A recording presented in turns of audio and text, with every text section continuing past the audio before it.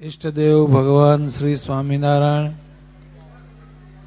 વહાલા સંતો, પાર્ષદો, વહાલા ભક્તજનો, વહાલા વિદ્યાર્થીઓ, ભગવાન સ્વામિનારાયણની કૃપાથી આપણા પૂજ્ય ગુરુદેવ શાસ્ત્રીજી મહારાજે આજીવન ખૂબ ભજન કર્યું છે અને ભજન કરવાનું એને તાન હતું.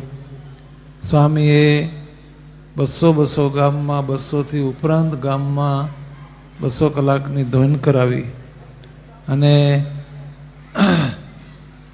એ ખૂબ ભજનનો પ્રવાહ એમને રેલાયો. મંત્ર લેખનની શરૂઆત પણ એમને જ કરાવી.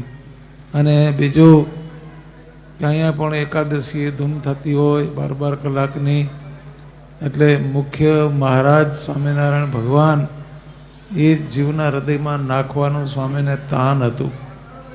જો આના જીવમાં આ ગુરુકુળ કરવાનો હેતુ પણ એ જ હતો કે એના જીવમાં જો ભગવાન આવી જશે તો એનું જીવન એકદમ ઉર્ધ્વગામી બનશે, ભગવાનની ભક્તિસભર બનશે.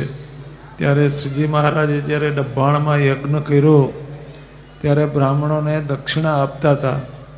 ત્યારે મહારાજે ખોબા ભરી ભરીને દેતા હતા. તમે કેટલા વેદ ભણ્યા? તો 4 ખોબા ભરીને આપે.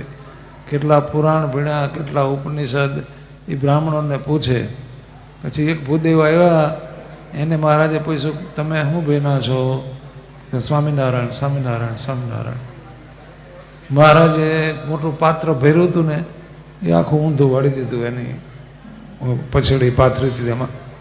ત્યારે ભગવાન મંત્ર જપથી કેટલા બધા રાજી છે આ એનો પુરાવો છે. ત્યારે ભગવાનને આપણા પૂજ્ય શાસ્ત્રીજી મહારાજે પોતે કેટલું ભજન કર્યું, 10 કરોડ મંત્ર જપ. ત્યારે ભજનથી આ બધી ઉજળાશ છે. ત્યારે આપણે પણ એ જ તાન રાખવાનું કે આપણું પણ દિન પ્રતિદિન ભજન વધી જાય તો જરૂર આપણે પણ મહારાજના વહાલા થઈ જઈએ. એટલે ખૂબ બધાએ ખૂબ શુભ સંકલ્પ આ ઉત્સવમાં કરવાનો. મંત્ર લેખનથી થાય તો એનાથી, ઓલાથી થાય તો એનાથી, પણ જપ વધારી દેવો એવું તાન રાખવું.